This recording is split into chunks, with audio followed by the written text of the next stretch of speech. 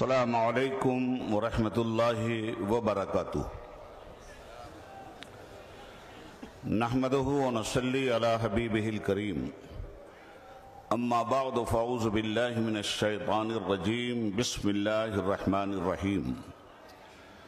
ولا تہنوا ولا تحزنوا وانتم الاعلون ان کنتم مؤمنین۔ صدق اللہ العلی العظیم۔ اللہم صلی علی سیدنا و مولانا محمد و آلہ و صحبہ اجمعین۔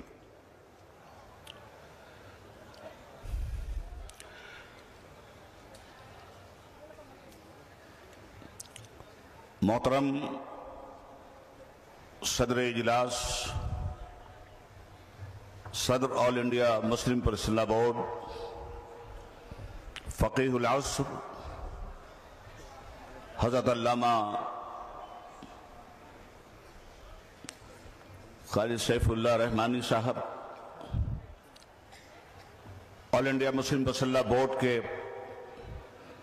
جنرل سیکریٹری حضرت مولانا فضل رحیم مجددی صاحب، اسٹیج پہ تشریف فرما معزز علماء ملت اسلامیہ، علماء دین ملت، شہر گلستان بنگلور کی تاریخی سرزمین پر رہنے بسنے والے بزرگوں، ساتھیوں، بھائیوں، آج کا یہ عظیم الشان اجلاس جو آخری کڑی کے طور پر عام جلسے میں تبدیل ہو گیا ہے، اس سے قبل 2 دن تک کنٹینیو علماء دین ملت نے ملت کے سلگتے ہوئے مسائل پر قابو پانے کے لیے دن رات کی جد و جہد کی ہے، اور اب آپ کے سامنے ایک واضح اور مفصل پیغام لے کر آل انڈیا مسلم پرسنل بورڈ آیا ہے۔ خالد کبھی ہاتھوں میں علم لیتے ہیں، طارق کبھی موجوں کے قدم لیتے ہیں، ہر دور میں اٹھتے ہیں یزیدی فتنے، ہر دور میں شبیر جنم لیتے ہیں۔ محترم حضرات، ہمارا ملک 15 اگست 1947 کو آزاد ہوا، مگر یہ آزادی تن کے گورے من کے کالے انگریز سونے کی تھال میں رکھ کر ہمارے حوالے نہیں کر گئے۔ 1857 سے لے کر 1947 تک اس ملک کے ہندو، مسلم، سکھ، عیسائیوں نے بے پناہ قربانی دی ہے، تب یہ ملک آزاد ہوا۔ ہندوستان کی آزادی میں ہر ملت کا، ہر مذہب کا، ہر مسلک کا، ہر مشرب کا خون شامل ہے۔ ملک کی آزادی کے بعد ہمیں سمویدھان، دستور ہند بہت دنوں تک نہیں ملا۔ اس ملک کو کیسے چلانا ہے، اس کے لیے بہت پاپڑ بیلنے پڑے ماہرین قانون کو ڈاکٹر بھیم راؤ امبیڈکر صاحب کی صدارت میں۔ مسئلہ ملک کی تقسیم کے بعد کشمیر سے لے کر کنیا کماری کی سرحدوں تک اور گجرات کی کھاڑی سے لے کر گجرات کی وادی سے لے کر بنگال کی کھاڑی تک کا تھا۔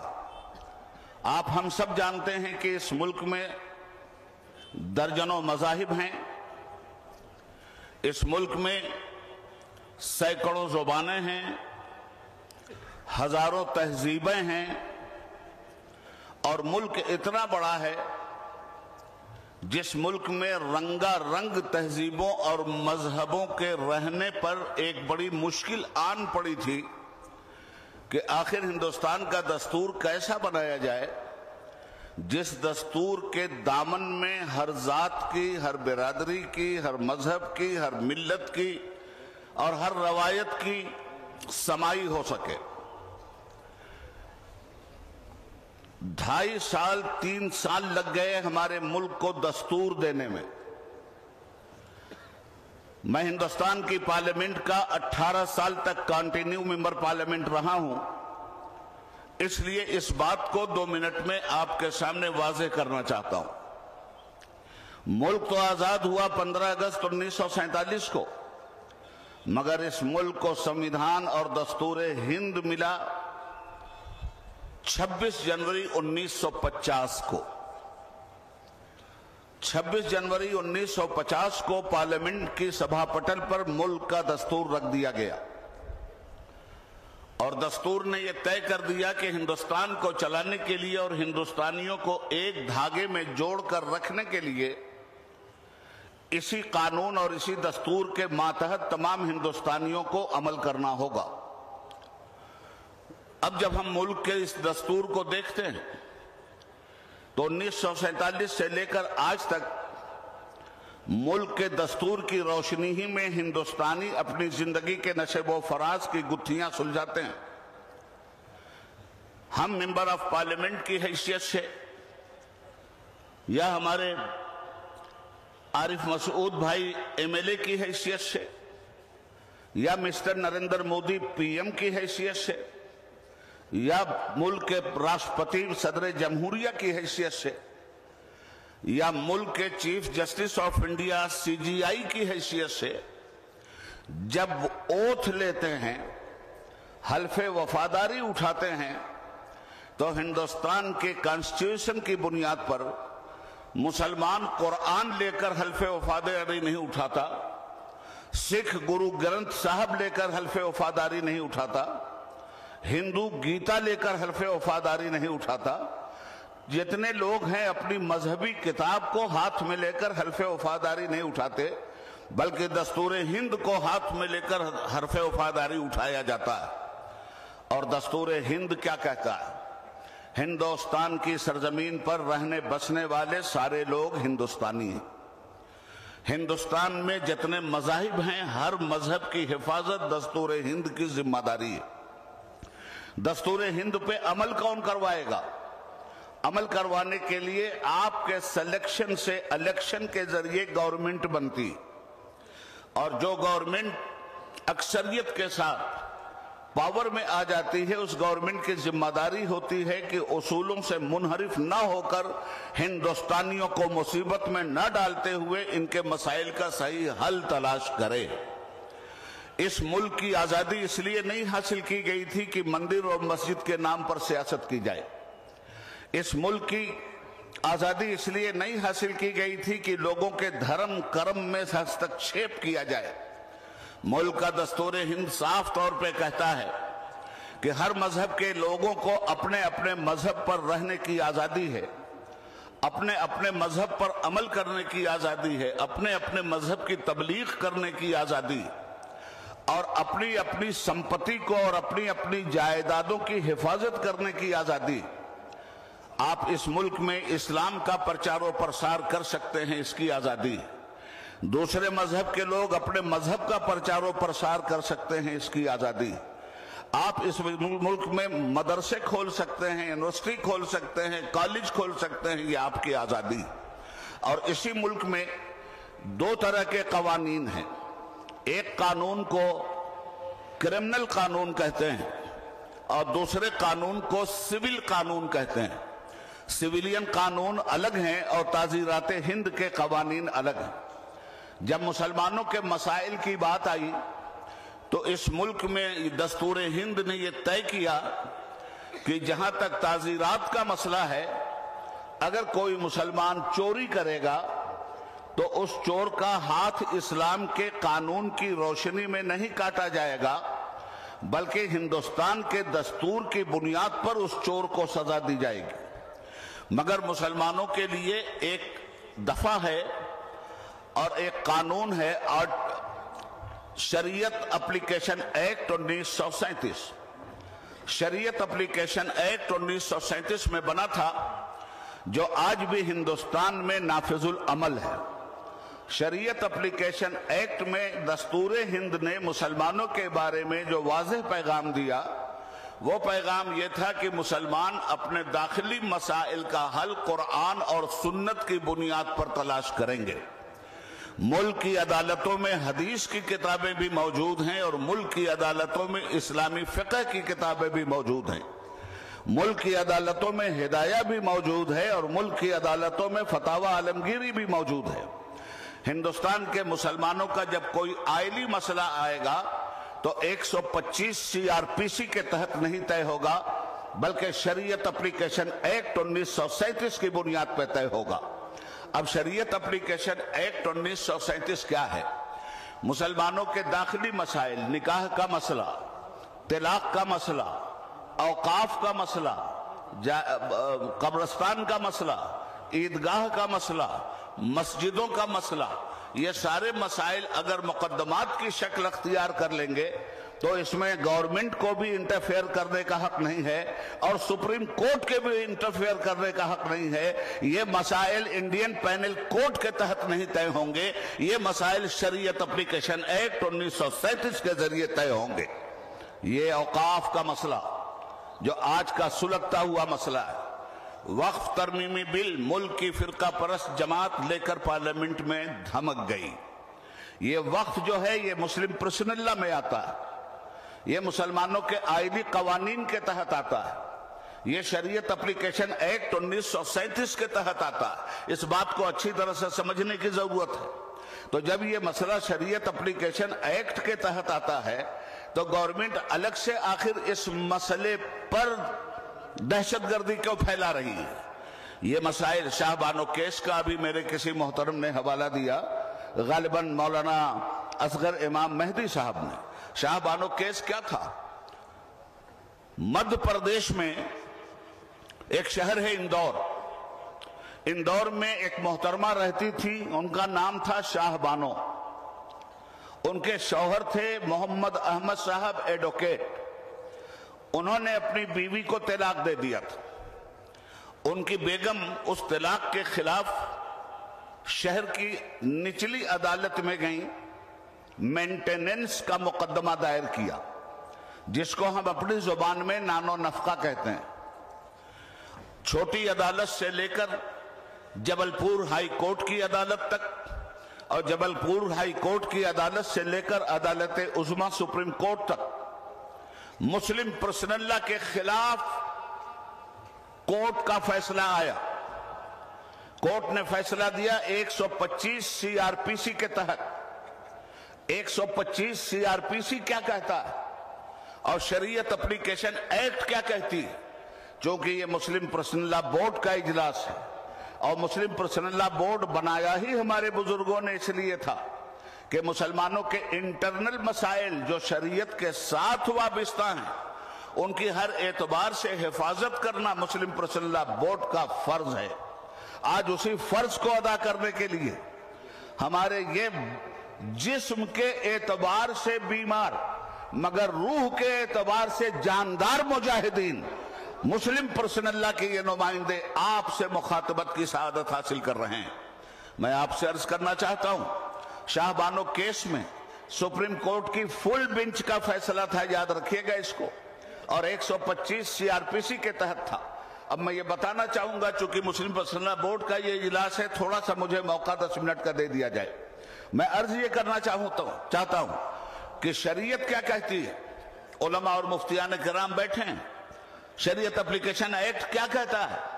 اگر آپ نے اپنی بیوی کو طلاق دے دیا ہے تو عدت کی مدت تک کا خرچ اسے آپ کو دینا ہوگا اور اس کے بعد وہ عورت بھی آزاد ہے، آپ بھی آزاد ہیں۔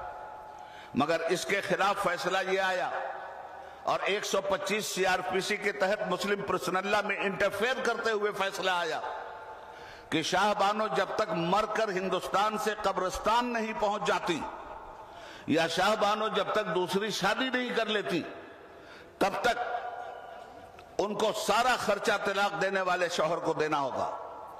مسلمانوں نے انگڑائی لی۔ یہ مسئلہ 1984 1985 میں چلا اور 1986 جولائی تک چلتا رہا۔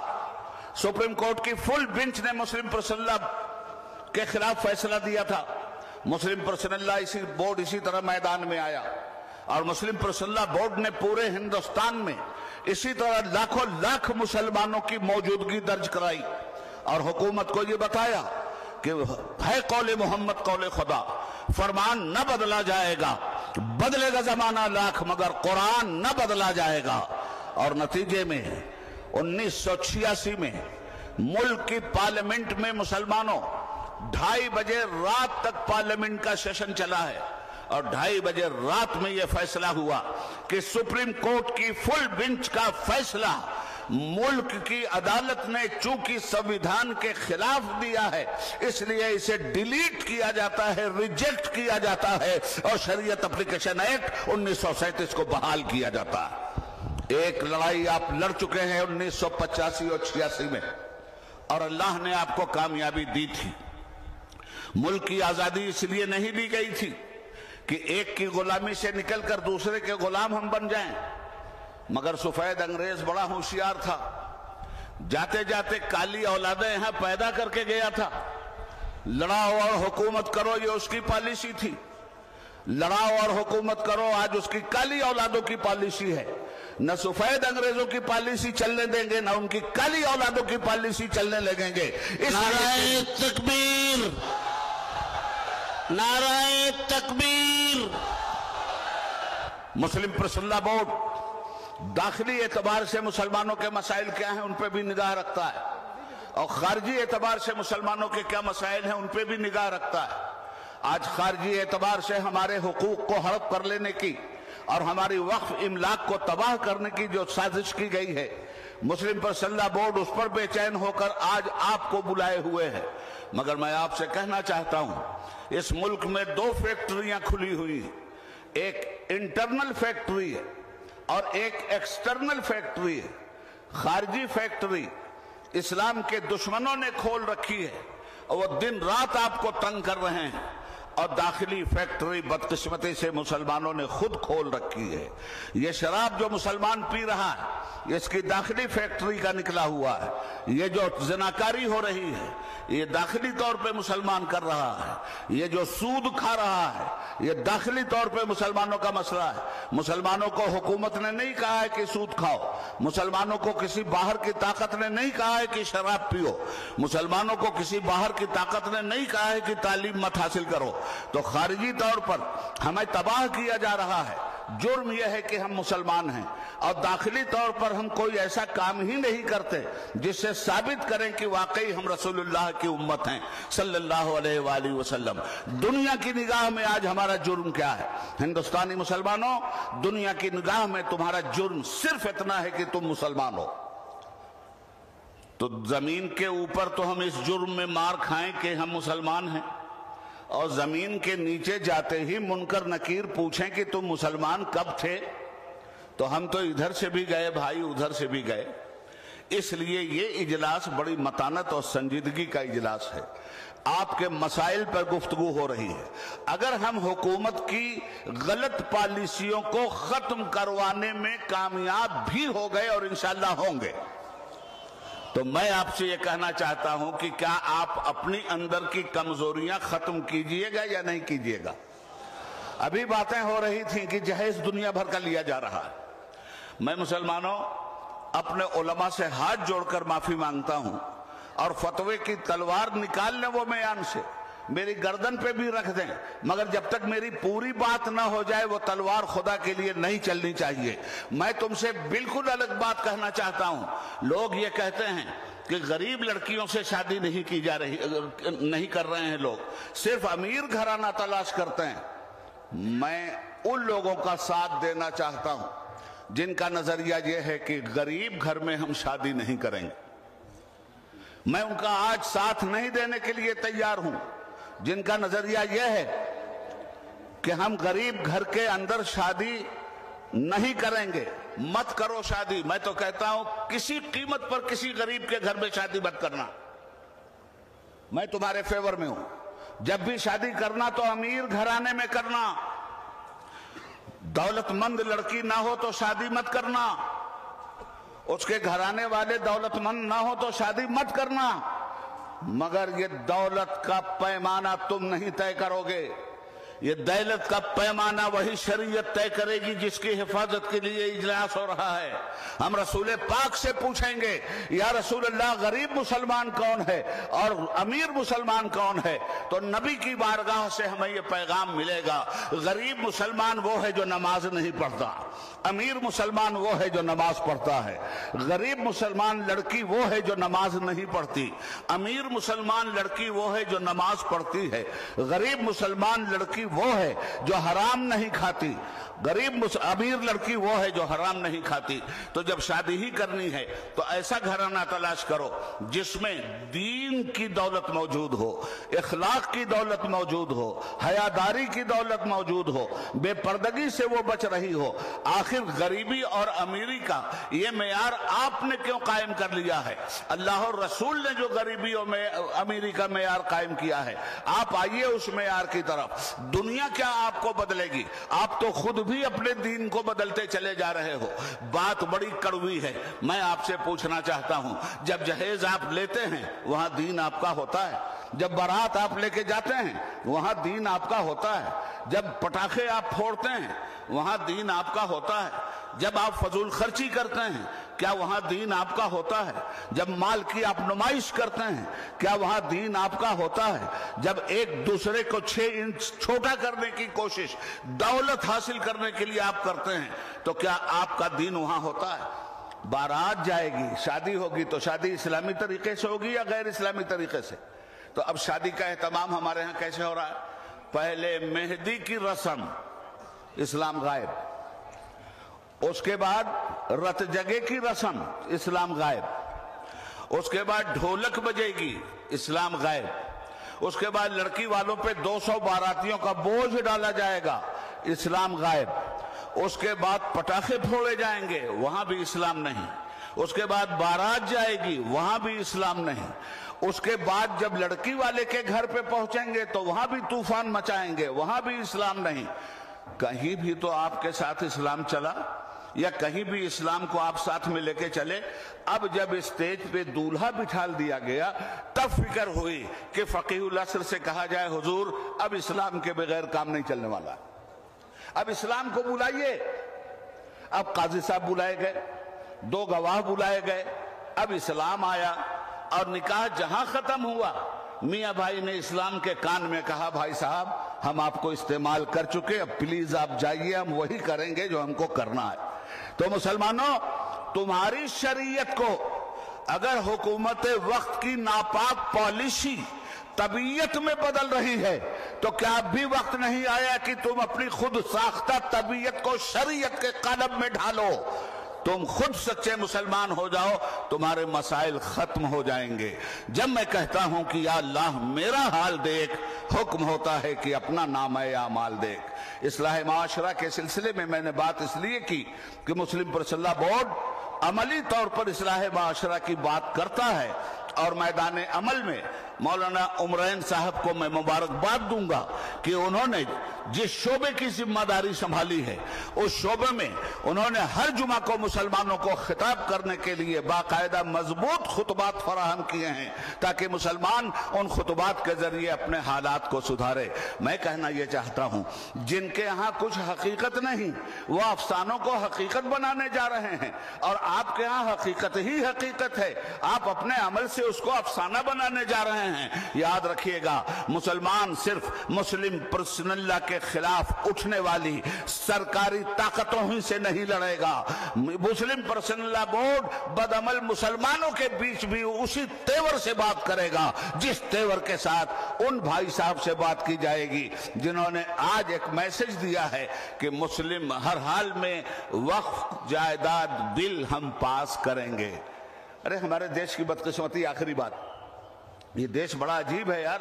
اتنا دیالو ہیں آپ لوگ، اتنے دیالو ہیں جس کا جواب نہیں. ایک صاحب 2014 میں آ گئے تھے اور ان کا بھائیو بہنوں میں چائے بیچنے والا، آپ کو رحم آ گیا، دد دنادن پرائم منسٹر بنا دیا آپ نے. تو اگر چائے ہی بیچنے والے کو بنانا تھا تو کیلا ٹھیلا پہ رکھنے والے مر گئے تھے کیا؟ کسی پان بیچنے والے کو بنا دیا ہوتا پوچھ کے تو یار چونا لگاتا. آج تو بلا پوچھے پورے دیش کو چونا لگایا جا رہا ہے. تو ہم یہ چونا لگانے میں انہیں کامیاب نہیں ہونے دیں گے. آخری بات یہ ہے دوستو کہ پرسنل لا بورڈ اپنی واضح پالیسی آپ کے سامنے رکھے گا. ہمیں ضرورت پڑ سکتی ہے. ہمارے کسی ساتھی نے کہا تھا کہ سنسد میں تم بیٹھے ہو, سڑک ہماری ہے, تو سڑک آپ کا انتظار کر رہی, اور وقت آنے پر اگر بورڈ نے آپ سے یہ گزارش کی کہ اب آئیے سڑک پر, تو آپ پورے ملک میں بورڈ کی آواز بن کر یہ بتلا دیں گے ان لوگوں کو کہ نہ جھکے تھے نہ جھکیں گے. اللہ رب العالمین ہمیں اور آپ کو استقامت عطا فرمائے, داخلی اعتبار سے بھی ہمارے مسائل کا سد باب فرمائے, اور خارجی اعتبار سے بھی ہمیں قوت عطا فرمائے کہ مسلم پرسنل لا بورڈ کامیابی کے ساتھ آپ کی نمائندگی کرنے میں اللہ رب العالمین کی بارگاہ میں سرخرو ہو جائے. خدا حافظ.